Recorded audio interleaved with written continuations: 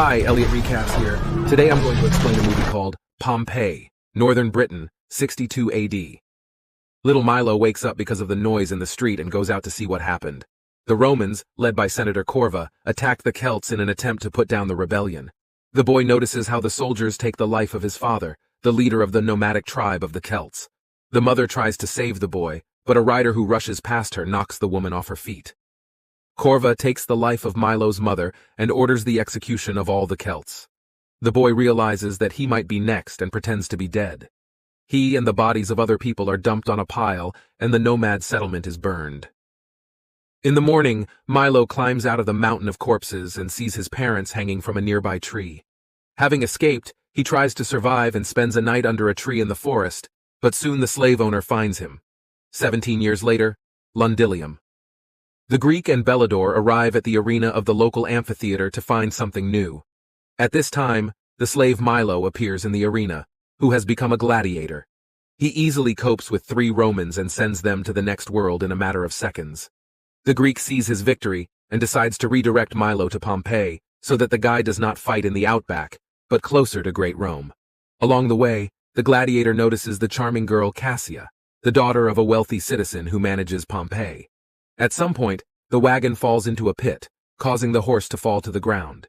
He is doomed, and Cassia, realizing this, asks Milo to help the unfortunate animal. The Celt decides to save the horse from suffering and twists its neck, which is why the girl feels sympathy for him. Once in her hometown, Cassia, along with her best friend Ariadne, goes for a walk, slowly returning home to her parents. A little later she meets her father and mother, not wanting to talk about why she was forced to flee from Rome, having been there for a whole year. In the evening, the girl visits her beloved horse and asks Felix to prepare him for tomorrow's walk. Meanwhile, Milo finds himself in the basement of the local amphitheater, where gladiators are kept. Atticus's friend takes notice of the Celt and offers to bet on whether he can survive the night. Atticus is sure that the newcomer will not last an hour, so he puts 2 glasses of wine against him. Soon, several gladiators provoke Milo into a fight, as he took the life of the brother of one of them. The fight begins, during which the Celt sends one gladiator to the next world, and the second is severely injured. The Greek asks Bellator to take better care of his charges and sends Milo to Atticus's cage. At the same time, Vesuvius wakes up, which causes tremors. Felix sees the nearby lake churning and tries to escape. The frightened horse throws him off and runs away, leaving a helpless man who did not have time to get out and fell into the ground. In the morning, Atticus tries to get Milo's name, but he ignores him as he doesn't trust anyone.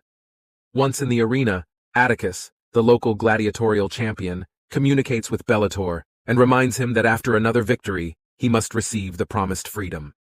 The overseer agrees, but before the gladiator is waiting for one more fight. The only one who dares to challenge the champion on the training ground is Milo. From the first minutes, Atticus proves his superiority, but the Celt does not give up. At some point, the duel between them is interrupted due to the fact that one of the gladiators decided to send Milo to the next world. He attacked him from behind with a knife, but Atticus saw this and saved the Celt. A little later, the champion of the local arena admits that he did it only because every gladiator must face death face to face. He doesn't want anyone to go to hell for a backstab and will take Milo's life himself in tomorrow's duel. The Celt thanks Atticus for saving him, but warns that he will win tomorrow, not his opponent. Corvus arrives in Pompeii along with his assistant Proculus. People not only do not welcome the politician, but also defiantly turn away from him, which displeases Corva. Cassia's parents Severus and Aurelia greet the guest and invite him to a gala dinner. A little later, the girl's mother tries to talk to her and find out the reason for the return, but Cassia does not want to talk about it. Noticing the horse that has returned home, she realizes that something has happened to Felix. Atticus and Milo chat in the cell and discuss the practice match. Each of them makes a remark to each other and has no doubt that he will win. Atticus believes that tomorrow he will become the absolute champion and get freedom. But Milo asks him not to be deceived, because the Romans are vile and cowardly, so they will never keep their promises.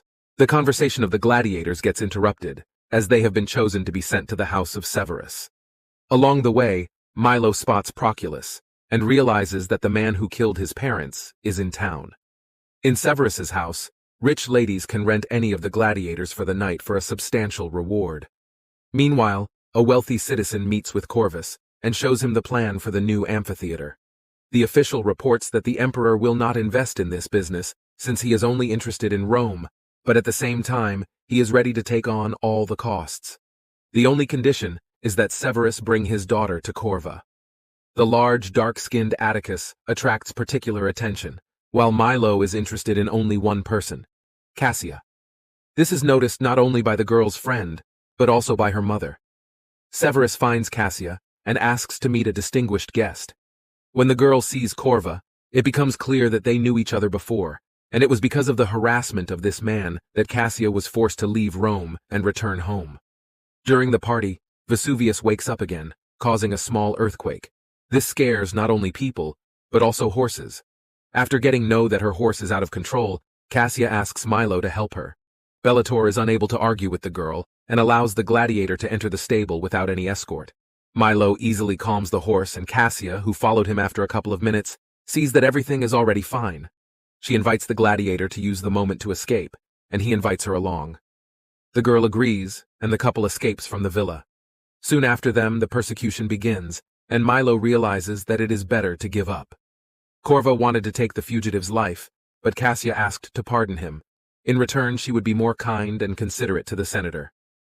Agreeing to the girl's terms, Corva sentences Milo to 15 lashes. Cassia asks her father to stop the ongoing horror, but Severus has no right to argue with the senator. Upon returning to the cage, Milo communicates with Atticus and tells the gladiator that he saw the man who deprived him of his family. In turn, the champion tells the Celt about his relatives, whom he has not seen for 20 years. Having approached and understood each other, the men shake hands. Milo calls his name and understands that from this day on, he and Atticus are friends, and this will not change even tomorrow's battle, in which they are destined to meet face to face. Unfamiliar to the gladiators, Corva ordered the schedule change and Milo's death in the first duel. In the morning, people gather in the amphitheater to watch another gladiatorial duel. The Greek instructs Bellator to send Milo to the first duel. The assistant reminds that Atticus will overcome any other opponent, and they must give him freedom. Unwilling to do so, the Greek changes his mind and orders the champion to be sent after Milo. Soon the Greek notices that cracks have appeared on the ceiling and the amphitheater cannot withstand tremors. He points this out to Severus and asks to reschedule the duel, but the rich man refuses to do so. Realizing that something terrible is coming, Grek decides to leave the city for a few days. A staged fight is organized in the arena of the amphitheater. Severus decided to please the senator and repeat the scene of the suppression of the Celtic rebellion by the Romans. To do this, Milo, Atticus, and several other gladiators were chained to a large tree. They get soon surrounded by dozens of other gladiators dressed as Roman soldiers. In an unequal battle, Milo and Atticus send opponents to the next world one by one. While the champion is chopping down the tree, Milo mounts his horse and continues to take the lives of his enemies. With the last gladiator, he copes in a matter of seconds, after which he dares to break the Roman standard. This offends Corva, because he imagined the production in a completely different way. Milo decides to punish the man who made him an orphan, and throws a piece of the standard in the form of a spear at the senator. At the last moment, Proculus manages to save his master. Atticus and Milo are surrounded by archers to execute the gladiators who dared to encroach on the senator's life. Corva is ready to give the order, but Cassia intervenes and gives a thumbs up to save Milo. She gets support from the audience and asks Corva not to lose his reputation. He must accept the decision of the girl. In return, she will become his wife, but on the condition that the senator does not harm her parents. Severus and his wife are shocked by what is happening, but they do not dare to argue, realizing that Corva will deal with them without hesitation. The senator orders the girl to be locked up in the villa, because now she belongs to him. At the same time, Vesuvius wakes up, but Corva calms people down and says that the gods are asking for another duel. To do this, he sends Proculus, the Roman champion of gladiator fights, to the arena. The fighters engage in a duel, during which the volcano erupts. Black volcanic ash covers the sky, and the arena begins to collapse. The people panic and try to escape, while the gladiator fight continues. Falling into the dungeon, Milo fights Proculus and frees the other gladiators. Proculus manages to escape, leaving Bellator to be torn to pieces. When the amphitheater collapsed, Cassia's parents were crushed by rubble. Aurelia asks Severus to send the senator to the next world to save Cassia. The man tries to fulfill his wife's request, but fails and gets mortally wounded, because of which he falls into eternal sleep, holding Aurelia's hand. Upon meeting Proculus, Corv orders him to take him to the harbor. Meanwhile, the Greek, not having time to leave the city, generously pays the guards to let him on the ship and sail away from the coast as soon as possible. The gladiators go up to the arena and see Cassia's parents. Before falling asleep forever, Aurelia asks Milo to take care of her daughter, and says that the girl is locked in a villa located at the foot of Vesuvius.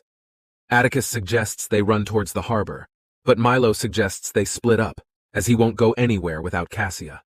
Once inside the villa, the Celt rescues the girl from the collapsing and burning building. Her friend was less fortunate because the rock began to crumble and took her body with it. Due to the large number of people who have created a stampede in the dying city, Corva orders to take the lives of everyone who stands in their way. At that moment, a burning volcanic boulder arrives near the senator, and he changes his mind. Atticus, along with other people, tries to run to the city harbor, but sees that a monstrous tsunami has appeared in the sea, capable of wiping it off the face of the earth. He runs away in the other direction, and sees how the baby lost her mother. The noble gladiator saves the girl and, after the tsunami does not threaten anyone, returns her to her mother. Meanwhile, Milo and Cassia wait out the rain of rocks. For a couple of minutes everything calms down and it seems that the worst is over, but it's not. Vesuvius is spewing more and more stones and Pompeii is about to disappear. After meeting with Atticus, Milo offers to run to the arena to free the horses and use them to escape. The gladiators go underground and see the Roman soldiers, and Cassia sees the bodies of the deceased parents and says goodbye to them. Here she is captured by Proculus and handed over to the senator. Corva chains the girl to the chariot and tries to escape from the city. Having dealt with the warriors, the gladiators see Proculus in front of them. The senator is leaving, so they decide to split up. Atticus stays behind to engage Proculus, while Milo mounts his horse and races after the senator to retrieve Cassia. In battle, Proculus mortally wounds Atticus, but he does not give up. Breaking his sword, he plunges a piece into the throat of a Roman gladiator and sends him to the next world. Meanwhile, Cassia breaks a piece of the board and tries to free her hand. At some point, due to the arrival of a cobblestone, the chariot turns over. Milo fights Corva and severely injures him. Cassia decides to help the man she loves and chains Corva to the chariot. Recalling the events that took place 17 years ago, Milo leaves the senator to his fate. The couple tries to escape, but the horse cannot carry them both. Realizing that they cannot escape from Vesuvius, Milo and Cassia decide not to run in the last seconds of their lives. Lovers kiss and die. Atticus also heroically meets a stream of red-hot lava because he remained undefeated. Thanks for watching. We hope you subscribe and like the video. See you soon.